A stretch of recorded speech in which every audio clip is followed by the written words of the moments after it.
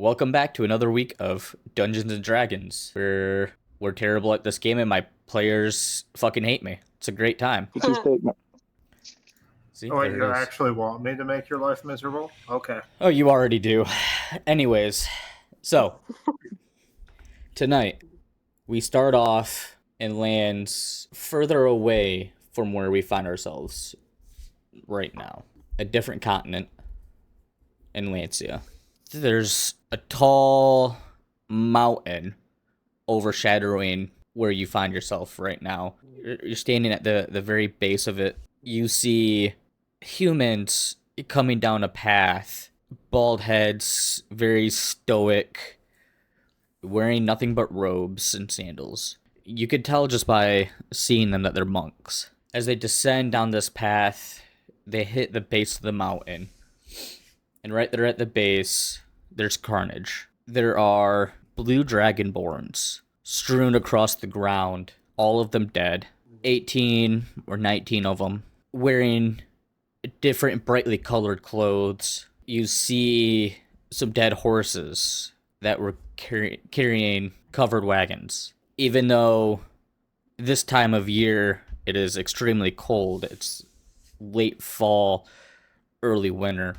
This area is extremely warm. There's no snow in this general area, while there's snow elsewhere. Steam rising up off the ground. You can see that all of the dragonborns have burn marks on them. The wagon, all of the different wagons, there's 5 or 6 different wagons here, are all smoldering still. A black smoke rises off into the air. The monk leading steps forward. You see him bend down on a knee, and he picks up this blanket. While everything else around here is charred and blackened, this blanket remains immaculate. As he takes the blanket and separates it out, inside he finds a blue dragonborn baby, peacefully asleep.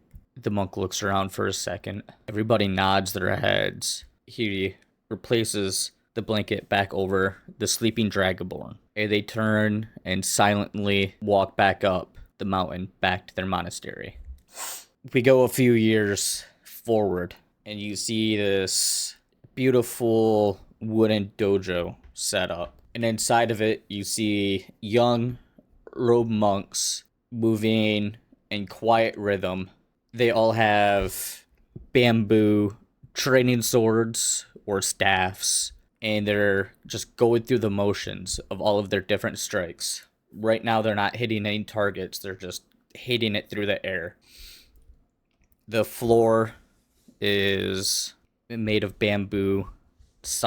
It creaks a little bit as they move.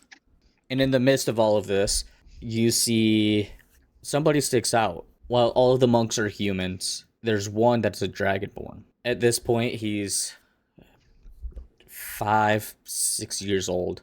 His blue scales are glimmering faintly under his skin.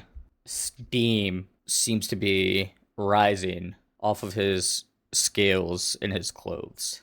You see the monk that first picked him up walking around in this monastery, every now and then adjusting a position of one of the young monks, occasionally saying something quietly to one of them. A soft corrective action, but occasionally you see that he takes harsher corrective action. And maybe he hits one of the young kids when they have an opening, correcting that behavior so it won't happen again. This monk's name is Master Bo. He comes up to the Dragonborn and he yells out, "Again!" In unison, all the monks go through another swift motion, and Bo looks at the Dragonborn. "Good, Jazir. Just like that. Feel the motion. Become one with it. Feel the flame coursing through your body. Don't be afraid of it. Accept it." Does Jazir say anything back in this moment? He just says, "Yes, master." We go forward. Not too much further in the future. He's still about the same age. And he's running around with one of the human monks. Kanshin is the boy's name. And even though they are extremely dedicated, they're still young. And the monks of this monastery still let the young be the young and run around wild, even if it's up to no good. At this time, Kanchan and Drazir, they go from outside, running and playing, they make eye contact, they get real quiet. As a whiff of something sweet hits their nostrils coming out of the kitchen.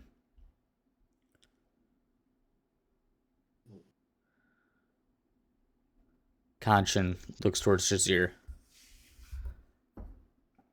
I know we could get one of these pies this time. We're good enough. We've been through training enough. Come on, let's go. Let's get one. You gotta be quiet this time. He lets out a little chuckle. We got caught last time because of you. Not me. Let's go. You can say whatever you want.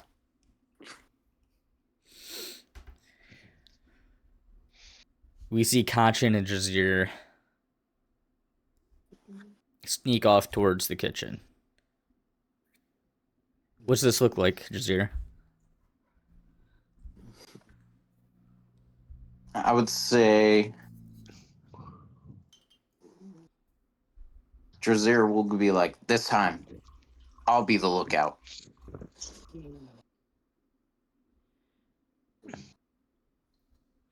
And he'll peek over into the window. There's a small window. And as he's peeking in there, as he sees the monks who are making the pies start to walk out, start letting them cool, he'll signal him to go in. Make a perception check for me.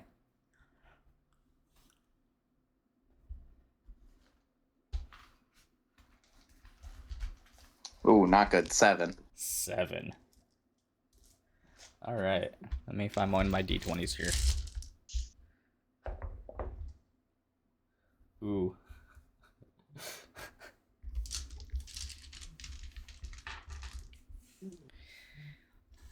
Kanchan goes in,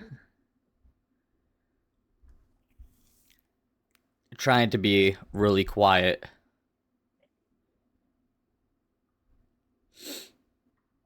He steps on a floorboard and it creaks. And Jazir, you see him pause, seeing if anybody heard it. And at that time, one of the monks comes up and they grab him. I got you. Where's your friend at? Kanchan starts kicking. Jazir, run! Do you run? Yeah, he'll run and then he'll hide. Gonna run and hide. Okay. Let's see. Make a stealth check for me.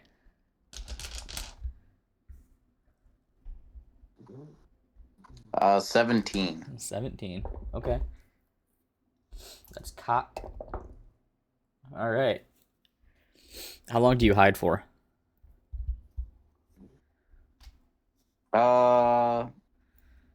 Say he hides for like a good 15 minutes until he can see if the coast is clear. Okay. Make another perception check. Okay. 22. 22. All right. Yeah. See, that's a good roll. Let's see how I roll now. I just want to make it known. My first roll was a 2. My second roll was a 7. And now I just rolled a natural 1. Oh my gosh. Hopefully you keep rolling like that all night. I know. We'll see. Right now it's not looking good for me. Maybe you just need to drink more alcohol. That always does it, right?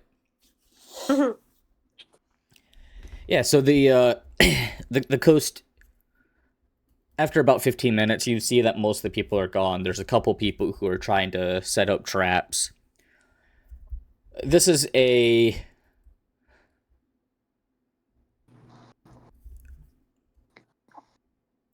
very familiar spot for you. You and Kanchan had been trying to steal extra pies for as long as you can remember.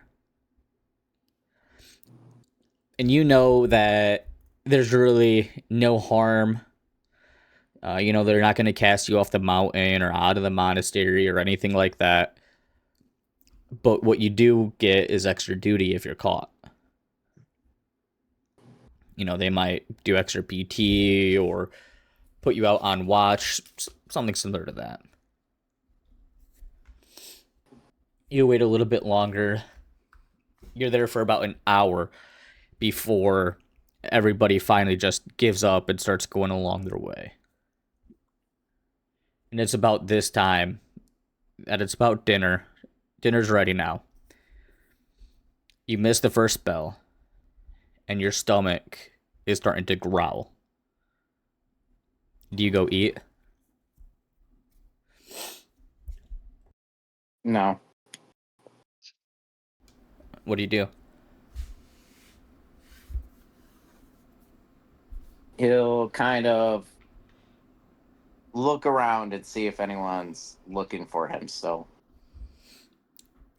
At this point, everybody has gone their separate ways. They've given up. They've given up the chase. They've lost interest. It's not worth it. Then he'll sneak into the hall to go eat. You're gonna try to sneak into the hall? Yeah. Roll a stealth check. Oh, 12. 12.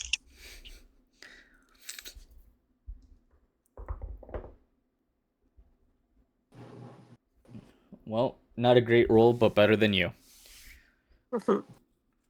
As you start sneaking into the dining room,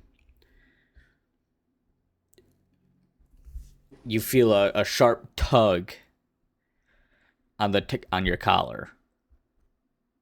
As you look up, you see that it's Master Bo.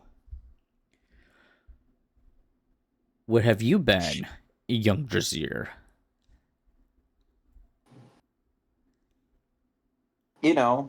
Training.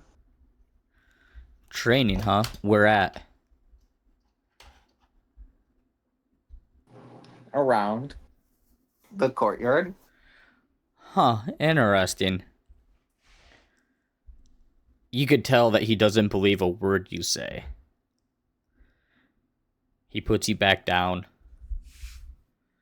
straightens your collar out. Training, you say. Okay. Go ahead and go eat. And then he'll just run off to go grab food. And with that, we're going to come back to our present day.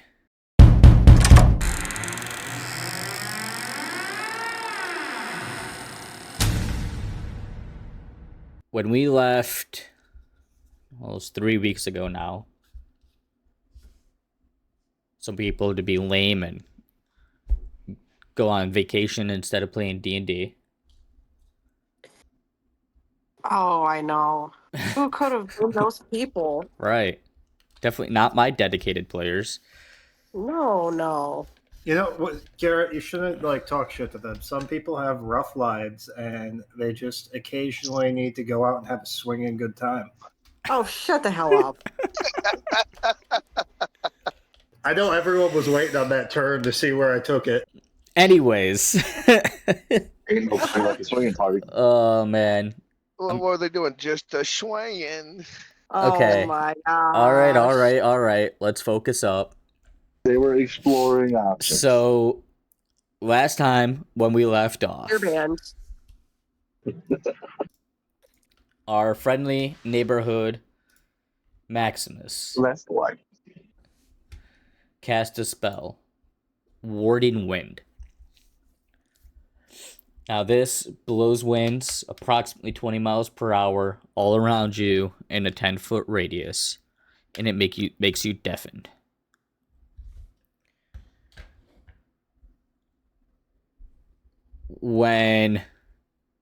As soon as the deafened hit, you guys remembered all of the weird things that had been happening.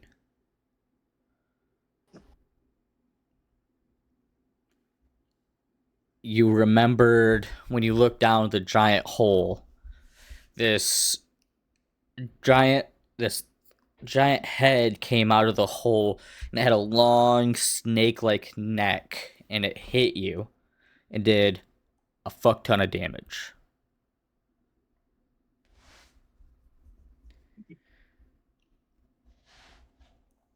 And you remember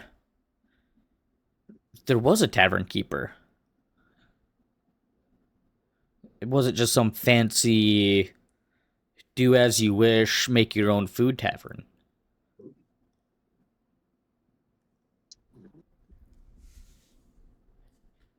This wind is still blowing. You're still deafened. What are you doing during this time frame?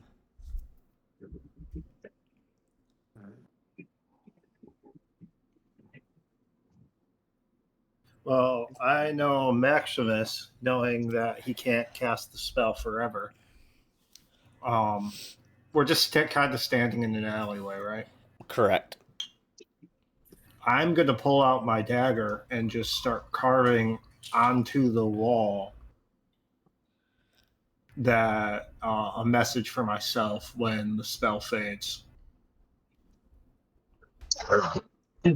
Okay, what does this message say?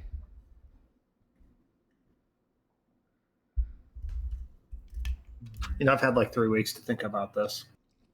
Fuck. Yeah, just repeated fucks. You sure it's not swinging? Okay. What we need to do is we need to swing our weapons as hard as we can. A large, detailed drawing of a penis. I could see Maximus doing that. Now that'd be more of a Raphael thing. Oh, that's more of a Raphael thing. No, I Yeah, feel check your like Facebook. I'm gonna carve into the wall just the words "it attacks through sound," and I have plenty of time because the spell lasts for like 10 minutes. Ask me why I had that loaded and ready. I had that loaded before I knew what was going on. I'm gonna be honest. I was No. like, We're making a veteran bamboo ware for my wife's company, and this is the drawing I made for the big green weenie. Of course. So as soon as you said that, I was like, I have one of those ready and loaded. It's loaded all right. Brother. I'd say it's half cocked. Anyways. Say that again. What is it that you have wrote? It attacks through sound? yeah. Okay. Anybody else doing that? Doing anything? Were we all there? I don't remember if. Yeah, everyone was there. The whole party is there.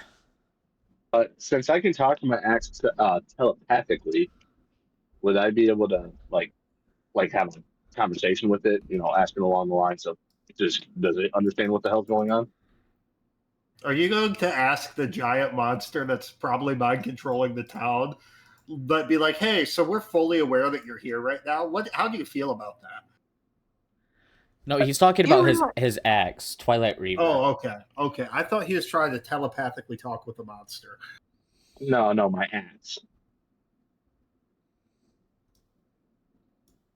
I forgot that was something that your axe could do. Me too. Full disclosure, I was rewriting all my like little cheat sheet notes I got taped to my TV, and I was reading up on the axe. I was like, oh fuck, I forgot I could do that. Yeah, his axe also doubles as a. No, that was Raphael. Never mind. Disregard. Yeah, no, I always forget that it can talk to. All right, let Let's see. Your history modifier's +1. I'll make your axes +1 as well. It says providing advice, insight, at times. 10. Oh, 10. Right. I'm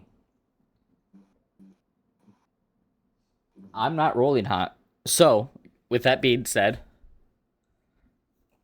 I will let you roll.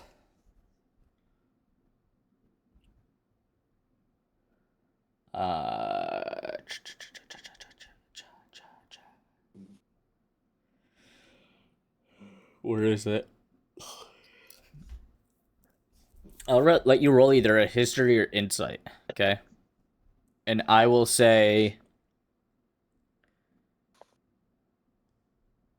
a natural 20, you'll figure out everything that there is to know. A 15, a little bit. Anything under 15, nothing. Okay. I'm gonna do insight because it's less of a history thing and more of a, hey, do you understand what the hell's going on? I don't think I'd quite understand that that'd be a history question. Can't wait for his axe to be like, no, dude, this shit's fucked. Get wrecked, noob. Alrighty, let's see. Wow. All right. Guess I'll go fuck myself. Your accent literally said, "Yeah, dude, you're fucked." I have no fucking idea. Hey, you better start stretching because you're gonna have to kiss your own ass goodbye. Yep. You were just like, what is this? And he's like, I've heard of D's before. And you're like, what's D's? And he got you with the D's nuts. You gotta remember, it's proper. These testicles. All right. Aw, I'm dead. That was Anybody funny. else doing anything? I was gonna say, so now that Bridi remembers everything essentially, since now being deafened, does she have a better understanding now of what they're facing up against? Because as previously mentioned a couple of sessions ago, she has seen, she's read books about them. You know what? Roll a history, intimidation, or investigation. Ooh, 25. Oh, You you remember bitch. everything. 20, a little bit of information. Under 20, no extra. Okay. And I'll say roll with advantage. I was about to say, you better give me advantage. Or what? Or else I'm gonna cough on you and get you sick through the screen. No, just kidding. Swinging. Coffee. Swinging. All right. I'm gonna do a history. Wonder how she Please, got for the sick. love of. Okay, so that one sucked. Please. Oh, I got a 21. Ooh, 21. Okay. Mm-mm.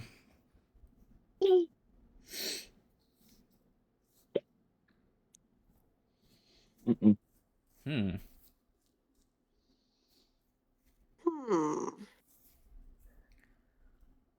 Pray tell, DM, what does that tell me? I will say that you recall from some of your studies that this creature is called a false hydra. What? Who now? If that And sounds scary, you're not scared enough. so it's called a false hydra. Okay.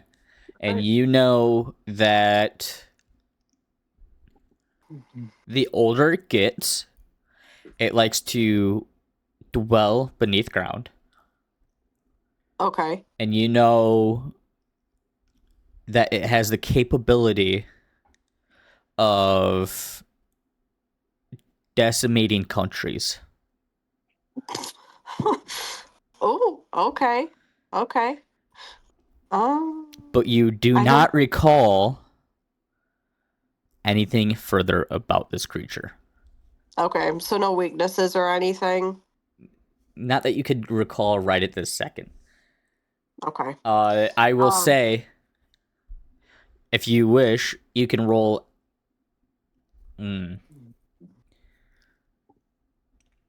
At this point, one straight roll, natural 20, and you can remember a weakness. Okay. I believe Do you in have any charges on your thing? I know. All right. Come on. On your roll, sister? No, I don't. Hmm. All right. I'll be right back. All right. I'm gonna just do a straight roll. Damn it. 16. That's kind of like a natural 20.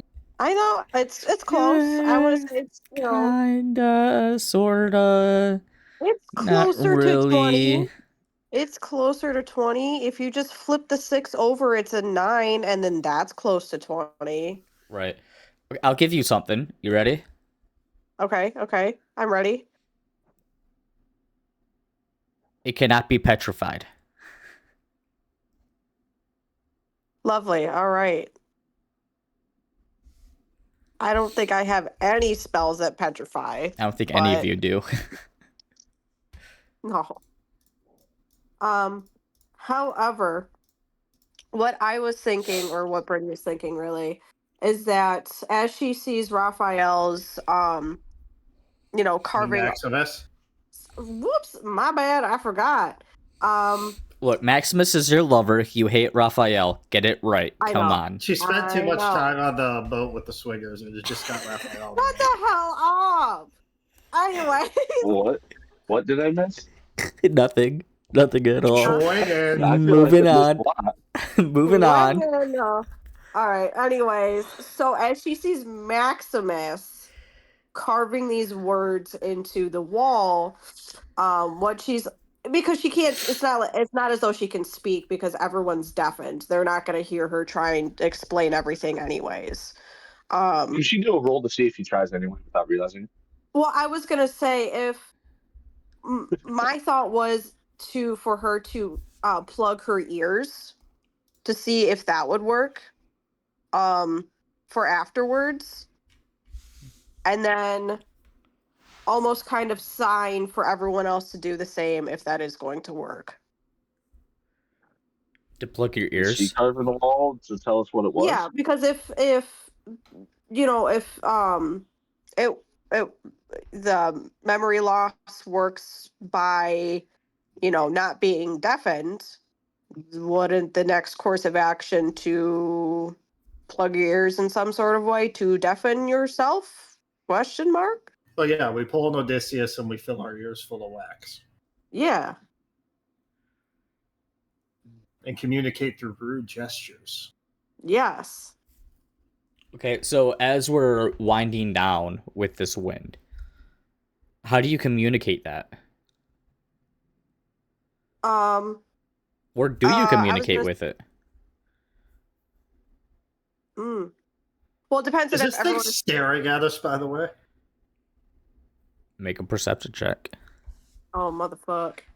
Oh no! I feel like we should have done this earlier. Yeah, probably. You take 200 points of damage. All right. I can take it. That is a 9, so I am Yeah. so perceptive. Not that Yo. you see. I'm busy carving into the wall, so So can we all do perception checks then? If anybody noticed? I mean, yeah, you can if you want. Oh, I have this thing next to my perception that says expertise. What does that mean? No, nothing. You get added bonus to your check. Oh, okay. I Yeah, wasn't sure so, if that like- meant anything else. Yeah, so you have your bonus modifier. Proficiency adds to the modifier. Expertise Mhm. adds to it further. Oh, So say that interesting. you're an expert perceptor. I am. I have a plus 11 to that. Hell yeah. Only imagine if you had a plus 11 to your history, you would have found out all of the information. I literally would have, but Although I probably Sucks would have to made the DC 30 then. Yeah, I know. I was about to say DC 30. Anyways, if we're all doing a perception check, I guess I'll roll with that too. Possibly. We're doing perception. I do believe so. But with that being said, I feel as though Bridi, I don't think she has wax or anything within her pack. Oh, let me look. I really doubt it though. I mean, wax is easy enough to come across anyways because it's in every tavern, every house, because you burn candles. Yeah. But I guess Or is she Yeet to would. be like a bear and just attack honey in hives and rip out the wax? True. That'd be kind of funny though. Or have Kazaroth wild shape into a bear to get the honey. Can Do that. It's an option.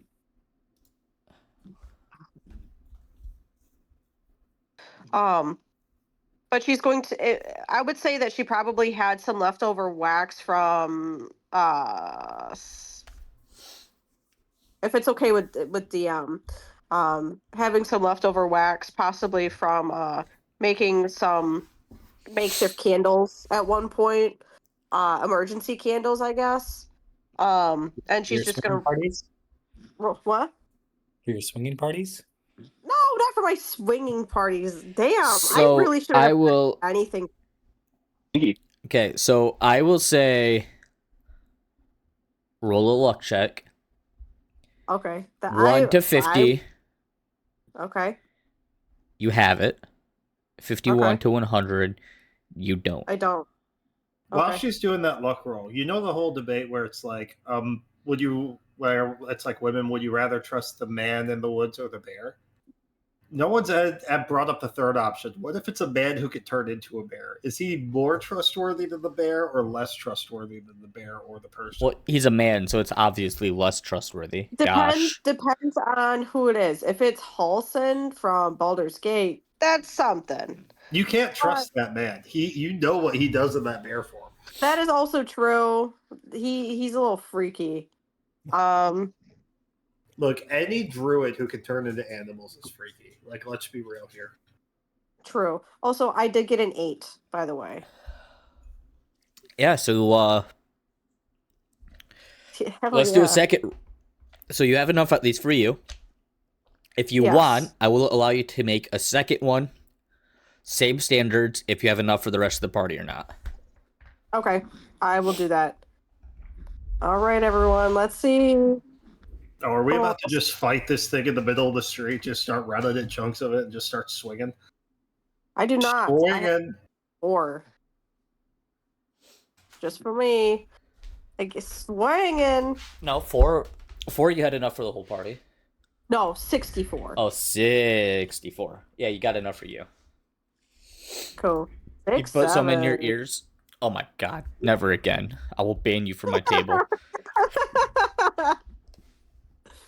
I couldn't help myself. It was right there. So she's just going to kind of roll it up, make some makeshift earplugs, and then just stick them into her ears to see if that would help. As the spell dissipates and everything. But I feel as though she's going to at least try and wave everyone's attention over to her and then show everyone what she's doing.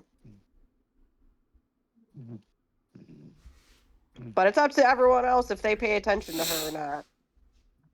I'm assuming this is all happening while I'm carving into the wall, so I'm going to say I don't notice.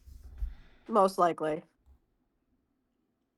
And I'm also going to presume that she's not doing a perception check at this time. She's more focused on making the earplugs. Okay. Do you want us to roll anything to see if we see her doing this, or? No, I'll say, I feel like she would get everybody's attention, or at least try to. So as long as everybody is willing, everybody who's willing to see it sees it. So everybody, with that being said, does everybody see it but Maximus? Well, I actually, see it. okay, so I will say that Maximus, you can see this if you want, because she decided to try this after she saw your message. Okay, I'll roll perception check. Because I'm also staring up at this giant monster that's kind of around town, hoping it doesn't notice me. That's a 13. Yeah, I'd say it would be like a DC 10 or something. So, Okay, so I do notice, and I would probably have my own wax. I mean, I literally have a signet ring for sending letters. I should have seal wax on me. yeah, you would. So why don't you roll a D100? 1 to 50 you have enough for the class. 51 to, or sorry, yeah, 1 to 50 you have enough for the class. 51 to 100, you only have enough for yourself. 28. 28. Yeah, so you have more than enough wax for everybody to have their own earplugs. And, let me see. I should be able to.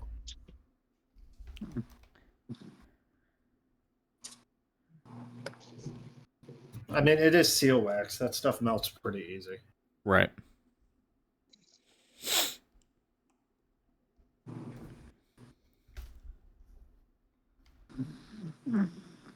That it does. So does everybody put this wax in their ears? Yep. Yeah. I think it's party time, boys. Okay. Oh, Do you drop the wind? I mean, I'd say at this point it's about up. Okay. So it either expires or you give it up. It's probably close to the 10 minutes by the time you finish all the wax and everything. This wind drops. Still silence all around you. And you retain all of your memories.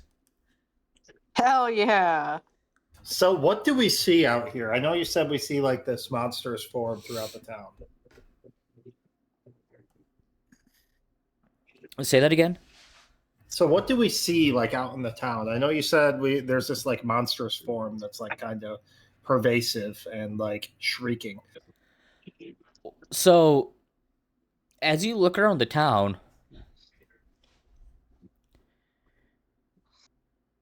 make a perception check. You got a rule for everything. I was gonna say 17. 17. Okay. So as you look around the town, you notice that it's still as decrepit as you remember seeing it. It still looks extremely similar. But what you do notice is that while before the church looked immaculate, now it's literally falling apart. And you see little plumes of smoke and dust rising from the church.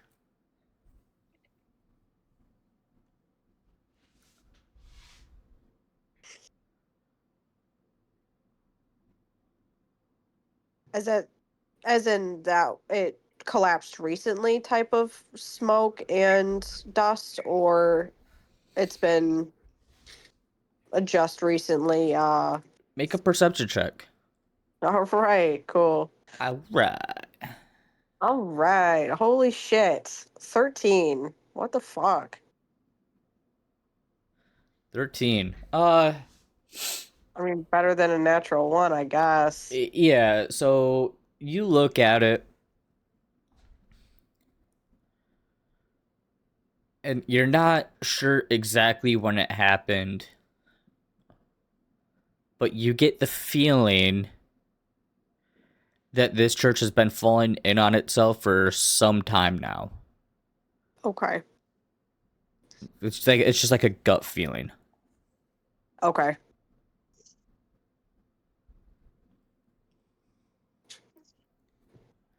What do you guys do? I think I like. Would it be reasonable to say I'd at least have good, quick access to like pen and paper? Yeah, it would make sense for your standing. You kind of always have something in So your sack. I'm assuming that you all know how to read. Yes. I'm going to write, and it's going to be very beautiful, like calligraphy, Of because course. it was beat into him as a child. But he's going to write in that beautiful calligraphy, like "Follow me, act casual." Brady is just going to read it and then just nod.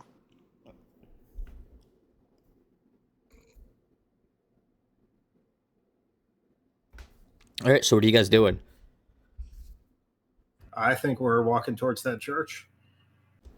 All right. You start walking towards the church. And as you walk into the church,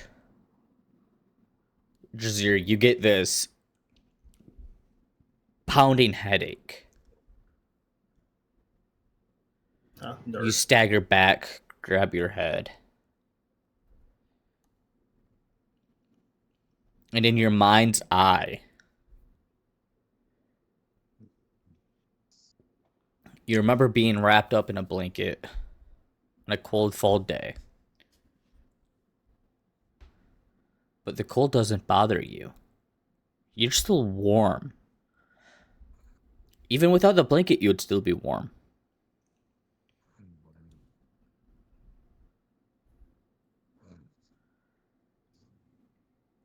You feel the gentle touch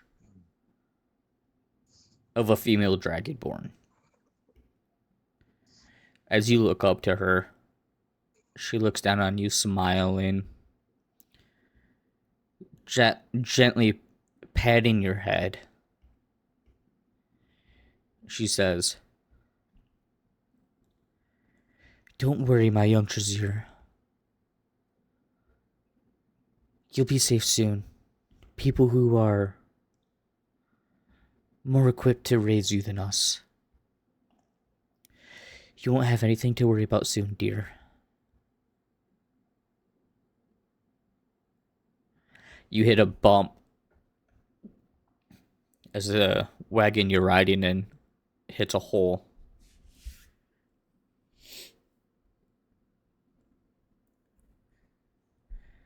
A little bit later, the same woman dragonborn still holding you.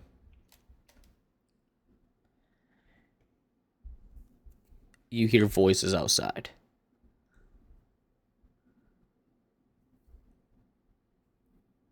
The voices are yelling. The woman gets up, still cradling you, steps out of the carriage.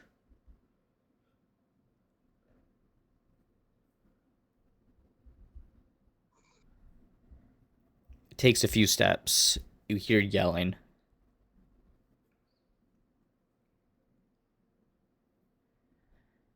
And a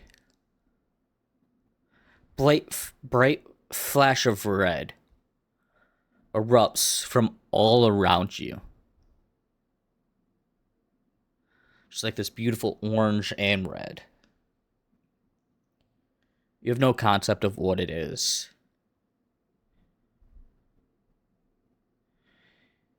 You just remember seeing this flash and then being on the ground. And then an untold amount of time passes.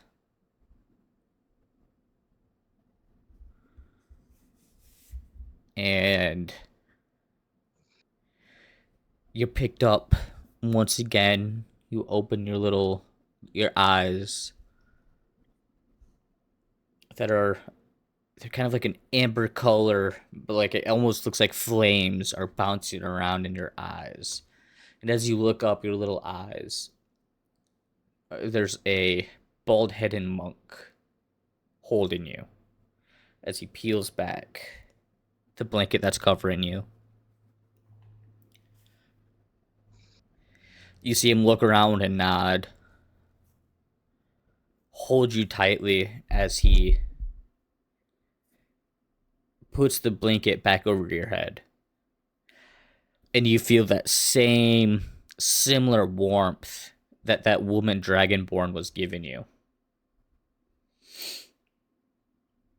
We come back to you walking into the church, like your hand is still on your head as these memories flash through you, these impossible memories. There's no way that these are your memories. Like, there's no way that you would remember when you were that young.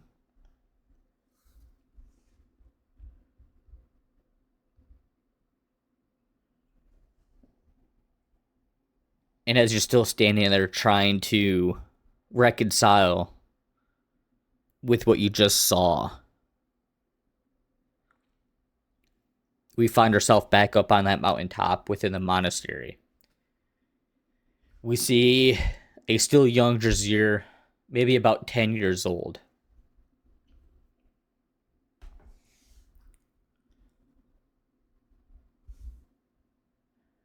Snow is falling, almost in slow motion, blanketing the monastery in its silence.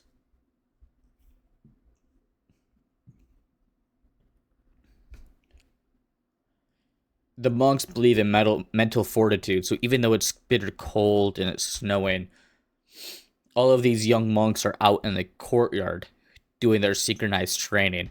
This time they have progressed to the point that they're actually hitting targets as they go through all of their motions.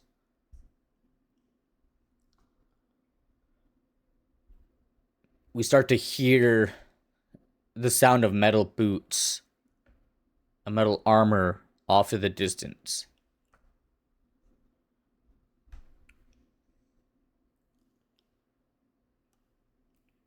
As these armor-clad figures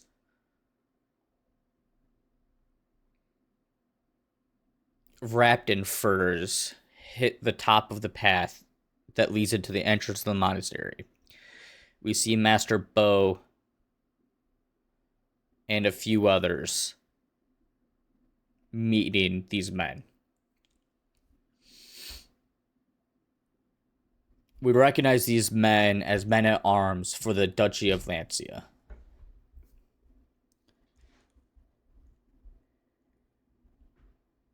Some words are exchanged. The monks who are practicing start watching this exchange and are sternly reminded that they are to be doing their practices and going through the motions as the master calls it out. So they quickly take their focus off and start going back to their practices. We see the monks end up leading these armor-clad figures into the main hall.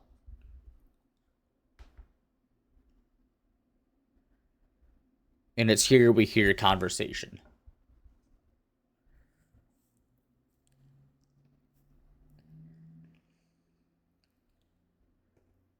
The knight looks at Bo. You harbor a murderer. His fire killed an entire family below this mountain. It's killed people in the past. He is dangerous. You know he is dangerous as much as we do.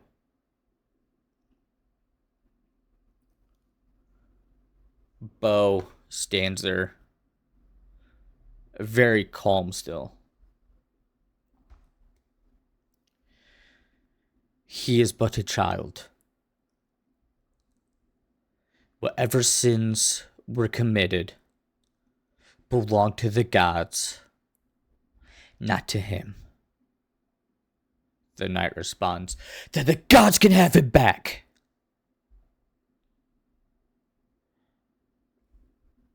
Bo once again. My friend, I believe you have overstayed your welcome here tonight. We are not aware of any murders as you say. We will not hand the child over to you. I hope you have safe returns. The knight responds once more before angrily turning and walking out. You know what happened 10 years ago. You saw it happen with your own eyes. I know that you saw it. We will get this child. He will return to the gods. Turns on his heel. He walks out.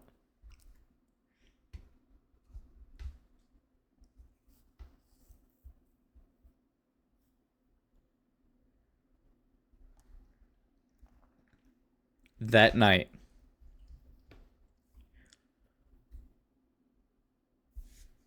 we see Jazir lying in bed. Eyes still wide awake, something just gnawing at him. He's not able to sleep. Kanchan, who's in the boat next to him, rolls over. Hey, Jazir. What do you think those knights were here for? They're not usually here this time of year. That was kind of weird.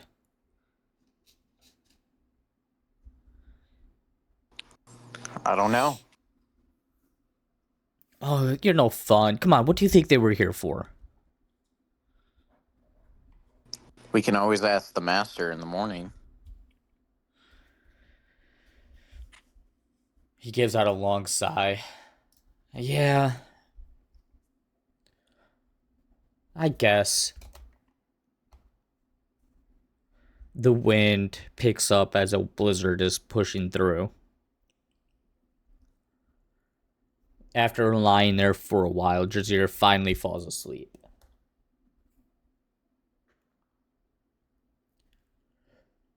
Only to be awoken a little bit later, still dark out. Not sure how long he was asleep. There's a scream.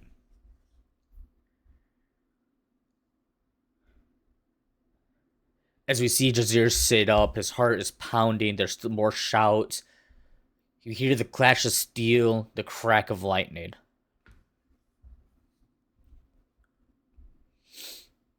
We see Jazir just instinctively grab for his training staff, and as he looks around, none of the other trainee monks are in the dorm with him. What do you do, Jazir?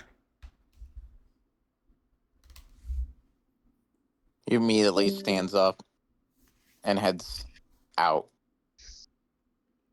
to the door to look out the window.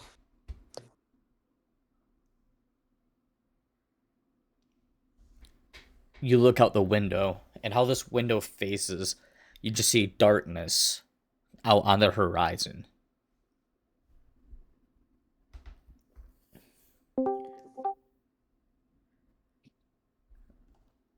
What do you do after you look out the window? He doesn't see anyone outside at all.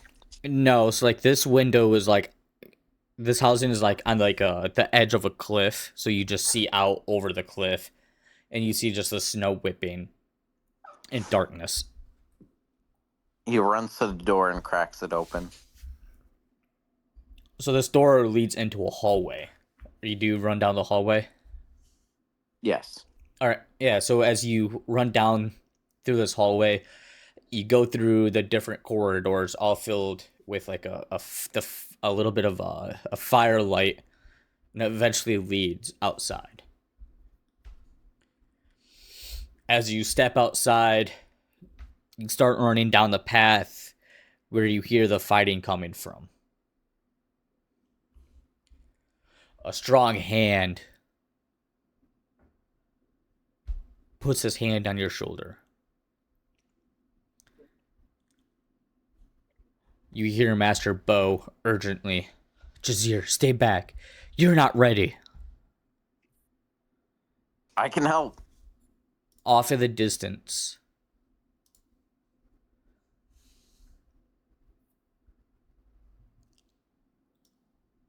let's see. Sorry, notes are hard to read. At this point where you are, you see a battle unfolding in front of you. You see monks desperately fighting off armor-clad warriors.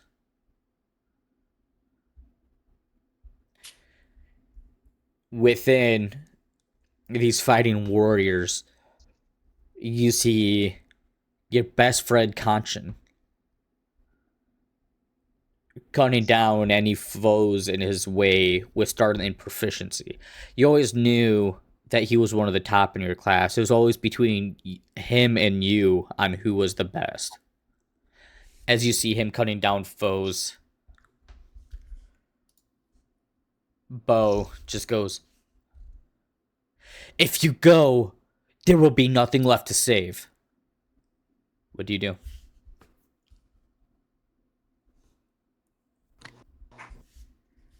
If I don't go, what is there left to save? And he'll run out to Conscious. You you shrug off your master's hand and you run off.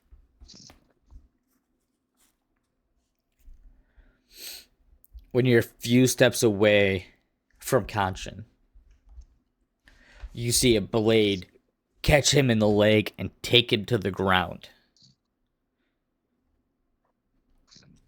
We come back to the present momentarily.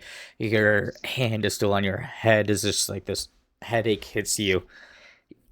You kind of like stagger another step. And we come back to this moment. Kanchan is laying on the ground.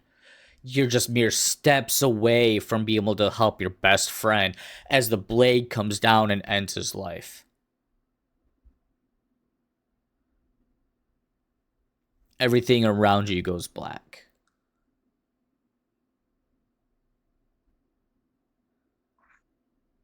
We come back once again to you guys walking into this church. Maybe your hand is still on your head, just you're just like this rocking pain just hit your head. These impossible memories from your past. The headache is now gone. You didn't take any damage from it.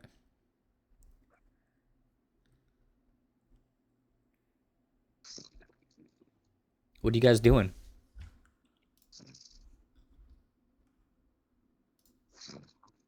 Okay, I'm curious what's inside this church we just walked into. Yeah, do you want us to make a perception check on it? Yeah. Let's see. Let's have Bridi. Oh. Yeah. This 20% is hitting me a little bit. Don't make me laugh. Fuck off.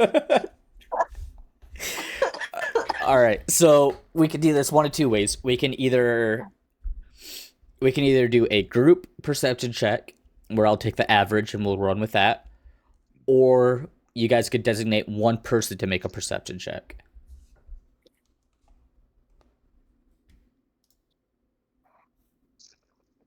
Well, with my luck, Who has the best perception?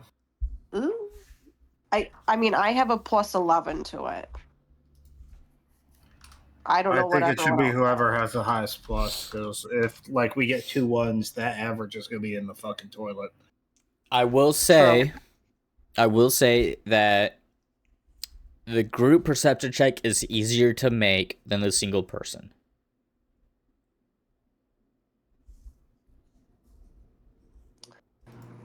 I mean, I'm voting for a group perception. Okay, well, trust your judgment, Bridi. Okay. That's a dangerous well, game. And then if I'm wrong, you can burn me at the stake, like the witch I am. Nobody has a negative to their perception, do they? Not that I know of. I don't think so. No, I have a solid +2. Oof. I have a +4. I'm good at history.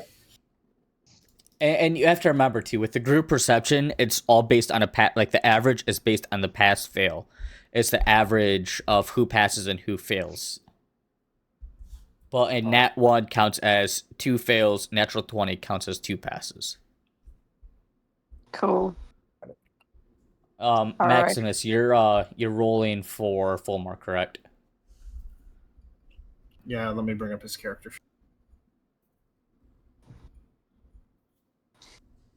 All right, so we're doing this as a group. Well, I yes. think so. We're all rolling. I'm gonna roll. I roll first. Haha. Oh, wow. I tamed. Fuck. 30, 16. 30, 20.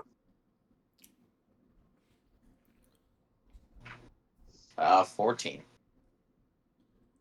All right. Not Oh, horrible. and Fulmar gets, what was that, 21?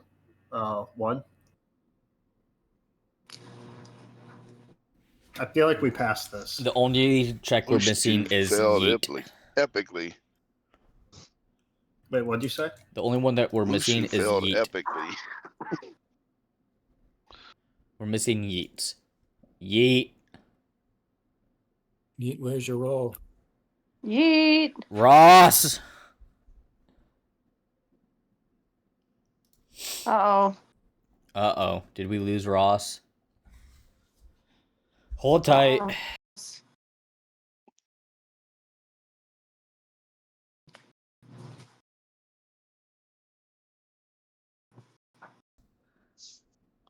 All right.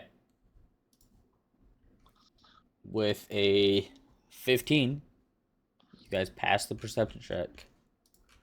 So Nice. the inside of the church is an absolute shambles.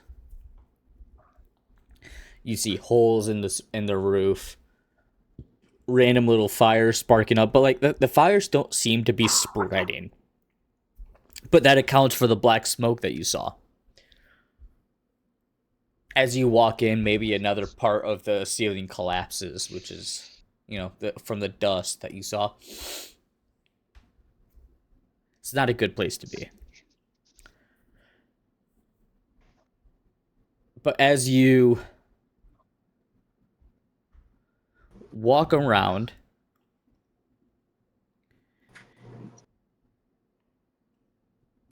you go into the back, you find stairs that lead downward. Of course we do. Yeah, of course you do.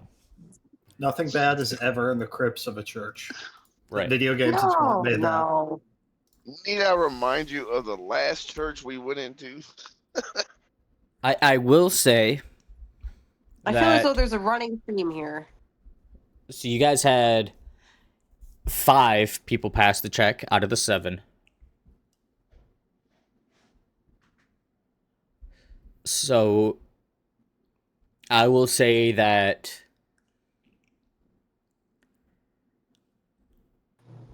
just looking down the steps, you don't see the end. It ends in total darkness, and you feel cold air coming up out of this darkness beneath.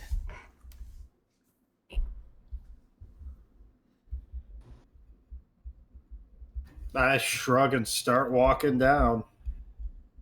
By the way, Bridi, did you tell the party anything that you remembered about this false hydra? I was gonna say because she does have her journal with her. She probably did. I would say that she definitely did relay it to the rest of the party. As there's no reason to withhold that information. Oh yeah, I forgot about the journal talking about how dreamy Maximus is. Oh yeah, it's in all the footnotes within her journal. She wrote even, did the big heart with her and Maximus's initials in it, everything. Weren't you the like whole nine. trying out the last name and like writing down baby names and crossing them off? Not so much the baby names just yet, but definitely writing her name and everything. Hey, next to this Maximus. this is all recorded and officially canon. Oh, whoops. Wait, did she actually write that down? I need to know. She did. That's already canon. It's official. Sorry. It's canon. GM decided. It's canon. Pretty- It's canon. Bridi von Valanicus. Tried it out. Bridi von oh gosh. I'll say. Okay, how about this? So like maybe you did it Raphael's one gonna be time, so happy. She did it one time as a joke. right? Like Um, shortly after meeting she never- Maximus. Yes. Yeah, and you like hastily write down what this is, and then you show the book, and it just has that crossed down at the top, and everyone just looks confused. Looks really confused, and all she does is just go, and just very quickly flips through the pages. Okay, so Rips it out, eats it. okay, so I say we do this one of two ways. All right, so Bridi, we can either make this canon and this happened, or you can roll a D100 for it. Your choice. You know what? No. I want it to be canon. Okay. I think it's going to be canon. She wrote it originally as a joke. Thinking, haha, Bridi von Valanicus, what a stupid name. But then she left it in there thinking no one's ever going to look at her journal. Duh, why would they? And then she completely forgot about it until just this moment. So now she's completely beat red. Trying to play it off that she does not know what she goes. Who wrote that? Who wrote that? That wasn't me. Maximus is also embarrassed. And then she takes the paper and eats it. No, I'm just kidding. But Coward. no. Does Maximus think it's about him, or does he think it's about Raphael, and now he's just doubting Bridi again? I was gonna say. I mean, that is up to. Oh. Okay. Well. Okay. So we have to ask these questions though, right? Okay. So this entry was made after you met Maximus, correct? Yes. So what would the date read? Oh. So wait, where's my map, my calendar at? So it's currently the 20th of Frostbite, Okay. and I believe Because how long has it been since we've met Maximus? it's been a little over 2 weeks. I Whoa. want to say it was like the 2nd or 3rd of Frostbite. It was either Star Day or Terra Day. Okay. So what would have the date been? Would it have been on the trip to Autumnvale?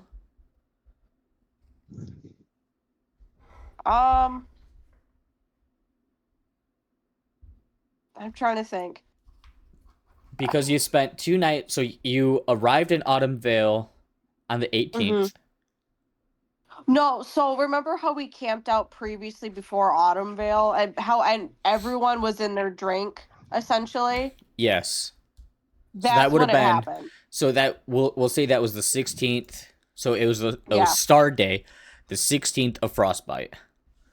Yes. So, but that again, she has a good reason. She wasn't completely in her drink. She does not remember it, but she does slightly remember it. She's just lying.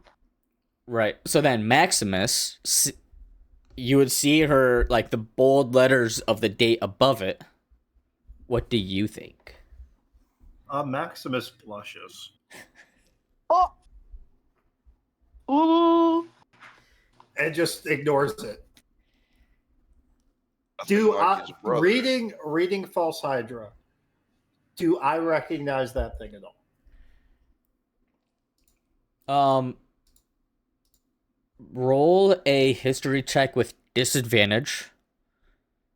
And I will say DC 20. Ah, son of a bitch, 18. I got 23 on the first one. Rip. No, you don't remember anything. It's the name doesn't ring any bells with you. What about Drazier? The only other person that would let roll this would be Mushu with a straight roll with a natural 20. Well, no, I would say straight roll dirty 20 for Mushu. He would be the only other one that would really have any experience. That'd be what? History? Yeah.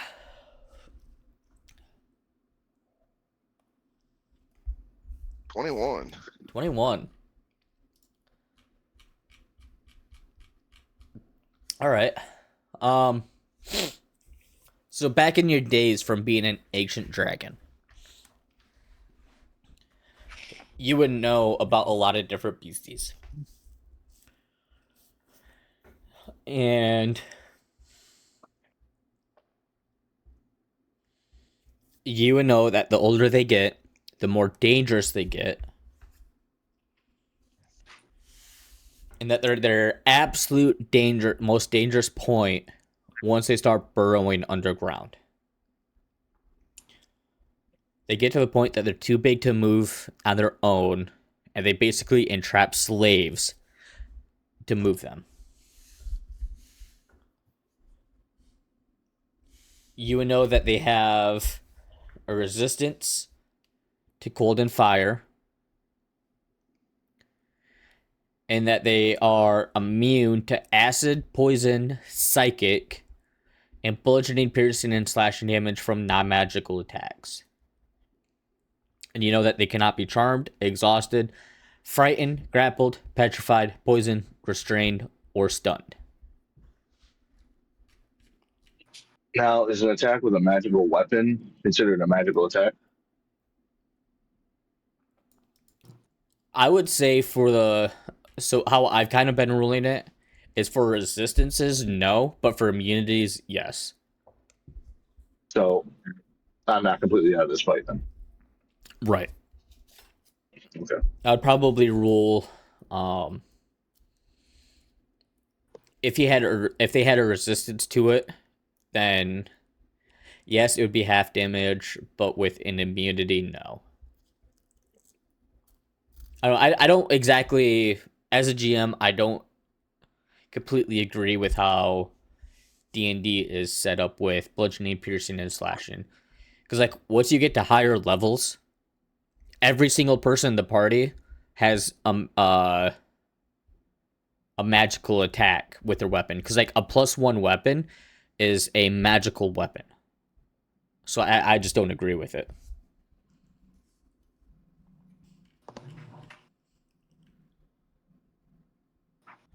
With that being said, you would also know that the False Hydra works with the forgetfulness is through a song. That if you hear the song, you forget whatever it wants you to forget, which is usually itself.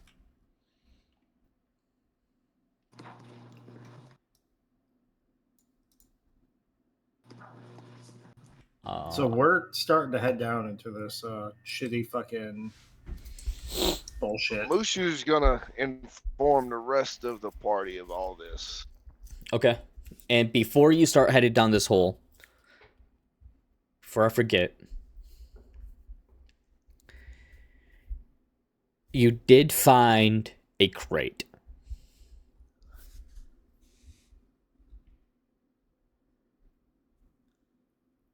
Is it a great crate? No, it's not a great crate. Oh, then I'm pretty irate. Oh, I'm sure you are. So, Maximus, you would recognize this first out of the party, and then everybody else would kind of recognize it once he points it out. It has a symbol on it.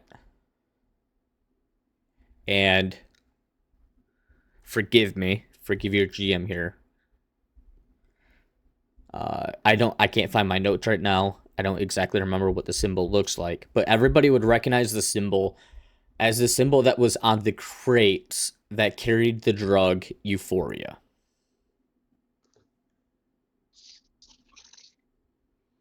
When Oh, was that's there a good. drug?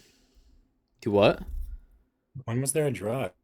This goes back to the early kin oligarchy. When we got drugged, Oh, you all had to fight your demons, and yeah. and Raphael's demons was just not being the most popular kid at school. Yes, and he had the worst time. No, he immediately remember got out getting of there. drugged. All of you had all of the trauma. Yes. Yes. So you recognize the symbol on this crate as the same as from when you found the crate full of euphoria. When you open it up, there's nothing in it. So now going forward, you start walking down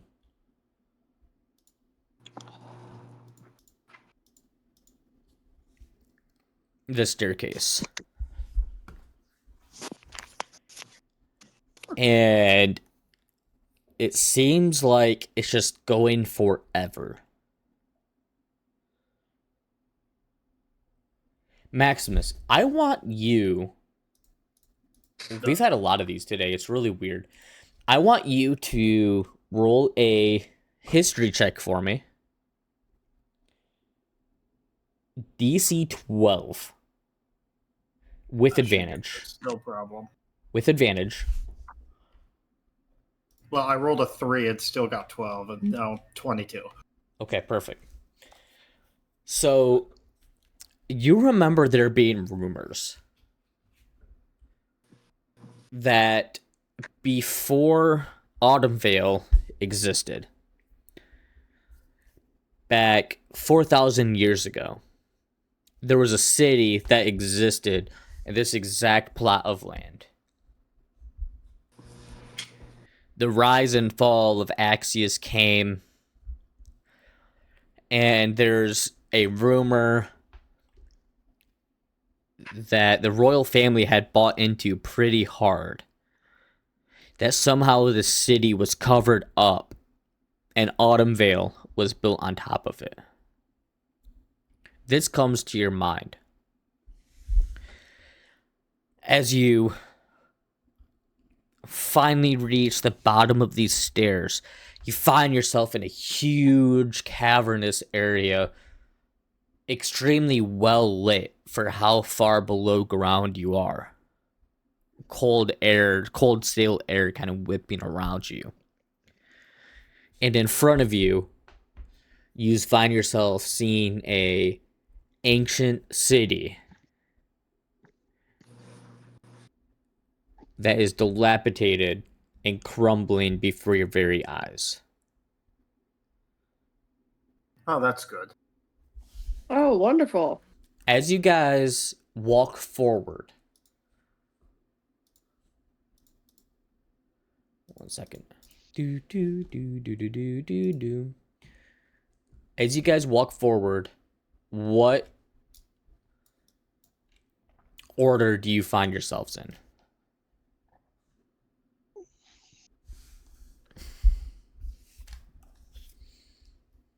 I was probably in front since I was leading the way. He's probably in the back to cover our rear. Bridi's probably somewhere closer to the middle front. If that makes sense. Oh, she's right behind Maximus. Let's face it. Okay. No. She's one person behind him. Staring at his plate metal No. butt. Don't want to make it awkward. She's Mushu's bringing up the rear. keeping her distance. Realistically, she probably would be Alright, keeping her distance because she's so fucking embarrassed right now. Yes, exactly. She's incredibly embarrassed. She's All right, I'll not take even the- looking at him in the eyes, honestly. I'll take the spot behind Maximus then. Okay. You know, Maximus's There were deep, probably dark, some- gray, stormy eyes that are full of trauma. Well, yeah. Okay, so Yeet's in the back. We have Maximus, Kazir, Bridi. Who's next? We'll say Fulmar. Who's after Fulmar? Jazir or Mushu? I feel like Trazier would probably be farther. Further back, you said? In front. In front. All right, so then we'll say it's going to be Maximus, Kaz, Bridi, Jazir, Fulmar, Mushu, Yeet. Fair? It works for me. All right. Sure. As you guys start walking forward, picking your way through the city, entering different dilapidated buildings, Jazir, you get another one of these headaches that just like hits you. And we find ourselves back looking as Kanchan gets struck down. Everything goes black for a second, but then like everything comes rushing back to you. Almost like in slow motion, you see the blood or the sword come down that takes out Kanchan. This inner rage just completely takes over you. You let out this primordial scream as you were just mere steps away from being able to save your best friend. Rip. This bright red and orange light comes out from you. You realize that this is the same light that you saw when you were a baby. But this time you recognize it as fire coming from your own body.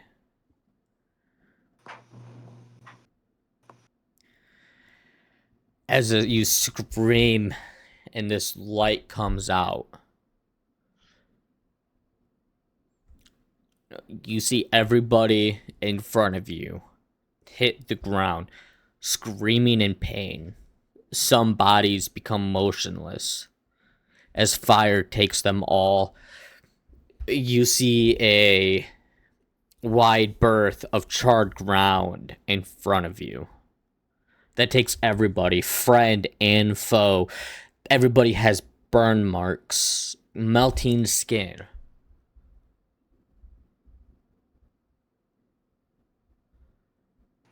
As you take in this scene, we see 10-year-old Jazir black out and crumple to the ground.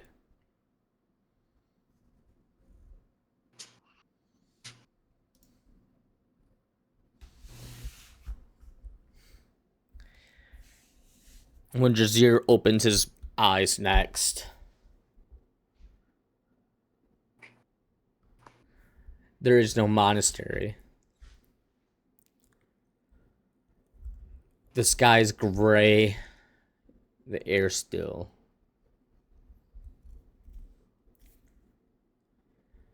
He sees Bo over him, tattered robes, burn marks over his body.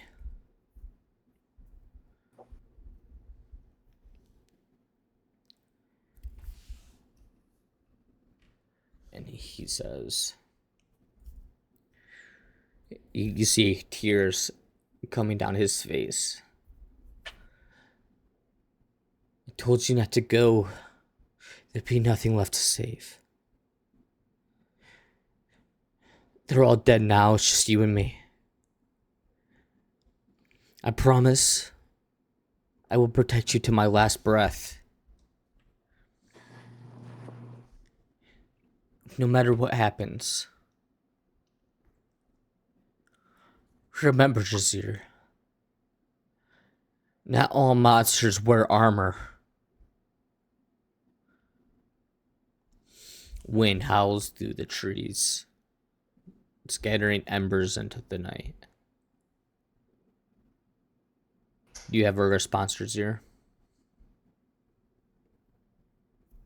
He just nods slowly, looking around at everything. You see the monastery is completely wiped out.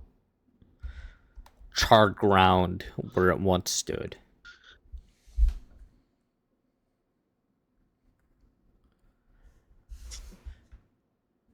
We fast forward about a year later. We see Bo and Jazir in a snow-dusted clearing, training. Bo is slow and deliberate. Jazir is fierce and fast. His movements are sharper, his fire is brighter, but you can tell that there's an anger underlying with every strike. They've wandered the mountains for a year, monk and pupil. Training, hiding, surviving. As you're in this clearing practicing, you hear boots in the snow, the sound of steel being drawn. Soldiers clad in similar armor to the last time you see. They emerge from the tree line. They're fewer this time, but like there's just a look on their face. Bo, staff out, looks at you, says, "Run." What do you do? He listens and he just takes off. As Jazir starts running off towards a tree line on the opposite side, he looks back and he sees that Bo is fighting for his life, and it's brutal.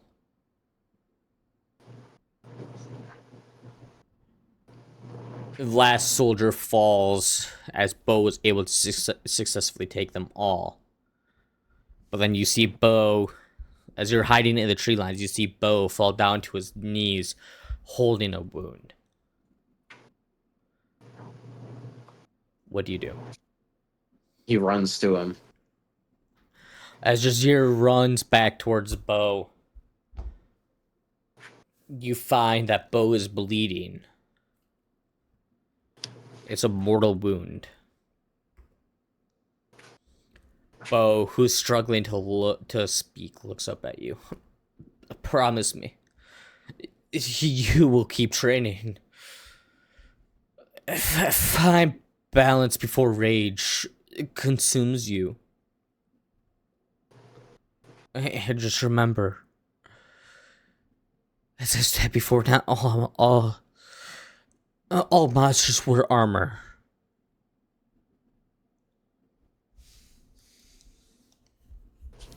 You see tears streaking down Bo's face.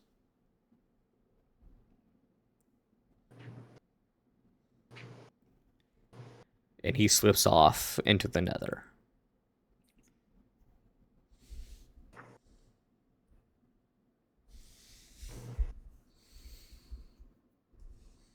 Damn. We fast forward once again. It's another 10 years or so.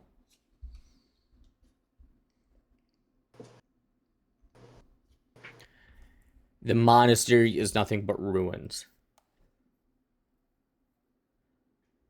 We see a lone dragonborn standing, practicing.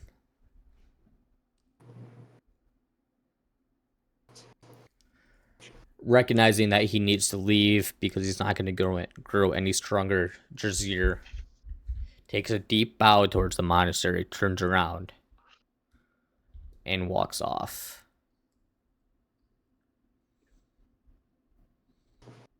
As he walks away,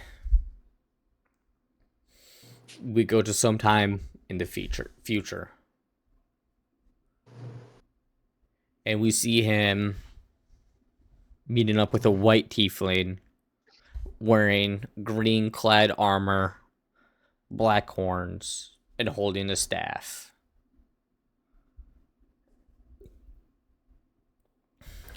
They face each other for a second, wind howling. And then they kiss. They reach out and shake hands. With each other's mouths. And as... Shut the fuck up. Jesus. As they shake hands, we find ourselves back into the present day, going through houses.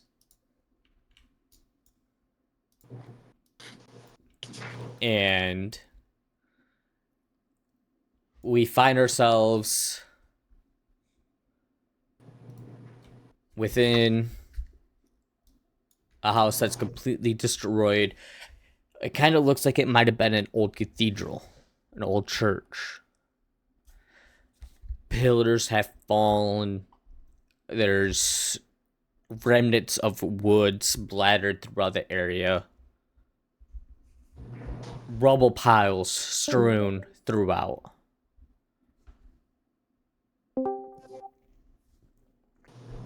And straight in front of you, you see this creature.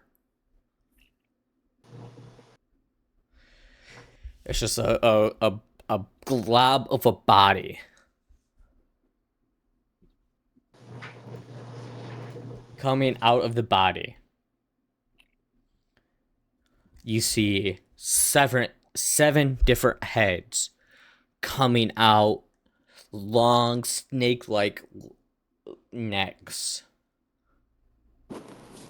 They're all kind of like swaying back and forth, looking at you.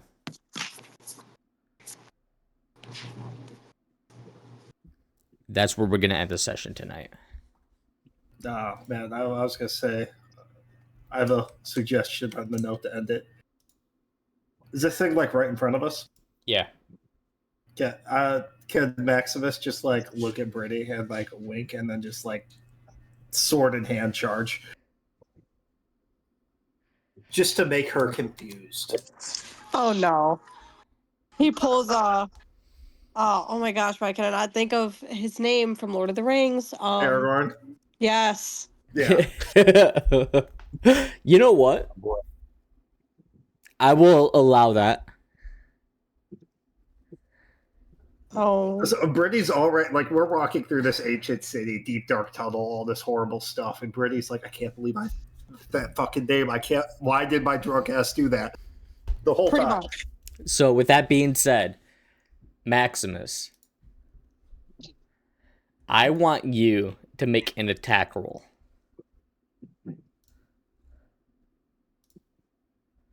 Just one attack roll? It's one attack roll. If this is a nat 20, it's going to be hilarious.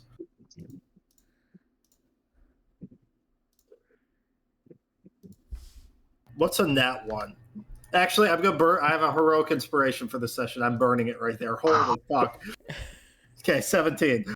17. I don't want to trip and cut my own head off with the Vorpal Scimitar. Or kill Yeet again. A 17. I mean, that's okay. A 17 just hits. Roll your damage. Ooh. Okay, it's not that much. 14. 14 damage. All right. Hey, it's not nothing. So, as you walk into this dilapidated church area, Maximus looks back, makes direct eye contact with Bridi, winks at her, runs off, pulls back his hand. As he pulls back his hand, the sword appears out of thin air, and he brings it down, and he makes an attack on the Hydra. And with that, we are ending the session. We will roll for initiative next time. Oh my gosh, I can't wait to be decimated by this Hydra. It's going to be funny. We set up all this cute stuff, and Maximus is just going to get brutally ripped into pieces. And Brittany's going to be like, more trauma for the trauma pile. More trauma. Oh boy. If Maximus dies, he is totally going to say to her, "Don't have a crush on me, please. I like to live." I'd like to live. I'm sure none of you have seen Metalocalypse, right? Oh, yes, I have, for sure. Fucking Toki, everything he gets attached to and loves dies because he's an avatar, the god of death, but he's the sweetest individual in the world. Yes. So, with that being said, we will be back next week on the 24th. Bold of you too soon. Until then, everybody have a great week.